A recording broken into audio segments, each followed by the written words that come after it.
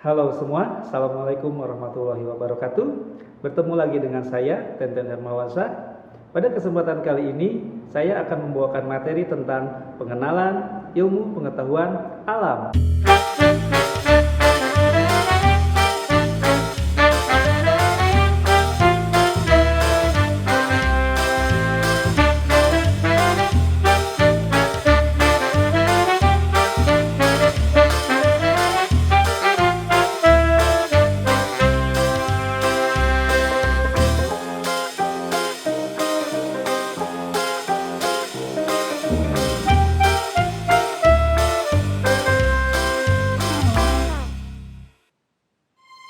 Pengenalan ilmu pengetahuan alam, pengertian, hakikat, dan manfaat ilmu pengetahuan alam.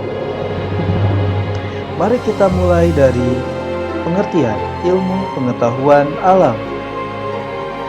Apa itu ilmu pengetahuan alam? Pernahkah kamu berpikir, mengapa kamu perlu belajar ilmu pengetahuan alam? Ingat, belajar akan lebih mudah jika kamu tahu manfaatnya. Oleh karena itu, sebelum kamu benar-benar mempelajari ilmu pengetahuan alam, kamu seyogyanya perlu memahami apa itu manfaat dari ilmu pengetahuan alam. Mari kita mulai dari pengertian ilmu pengetahuan alam. Apa itu ilmu pengetahuan alam? Ilmu pengetahuan alam dapat dikatakan sebagai kumpulan pengetahuan yang tersusun melalui kegiatan ilmiah tentang segala sesuatu yang berkaitan dengan alam, baik itu benda mati ataupun makhluk hidup yang ada di sekitarnya.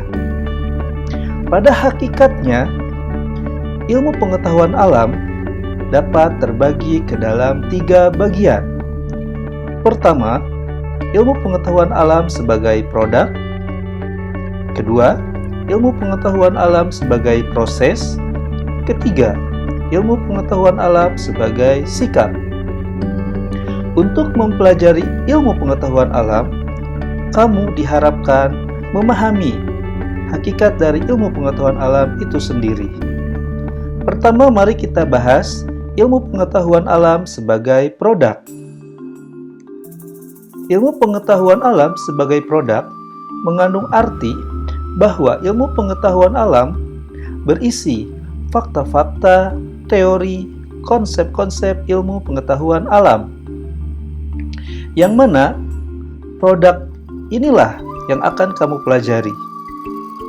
Ruang lingkup dari fakta, teori, atau konsep-konsep ilmu pengetahuan alam tersebut dapat mencakup materi tentang makhluk hidup dan hubungannya dengan alam dalam rangka melaksanakan kehidupannya.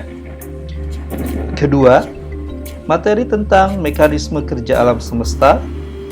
Ketiga, materi tentang zat dan perubahannya.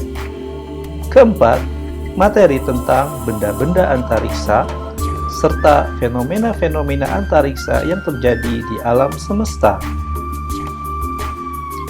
Oleh karena itu, siswa diharapkan mampu memahami, mengaplikasikan, dan menggeneralisasi produk ilmu pengetahuan alam ini dalam rangka pemecahan masalah dalam kehidupan sehari-hari. Kedua, ilmu pengetahuan alam sebagai proses. Sebagai proses, siswa harus belajar memahami bagaimana ilmu pengetahuan tersebut diperoleh. Ilmu pengetahuan alam diperoleh melalui serangkaian metode ilmiah.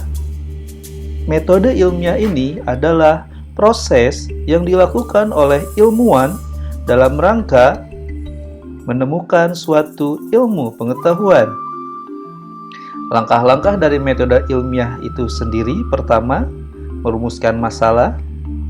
Kedua, studi literatur. Ketiga, membuat anggapan sementara atau hipotesis. Dan keempat, menguji hipotesis atau melakukan eksperimen.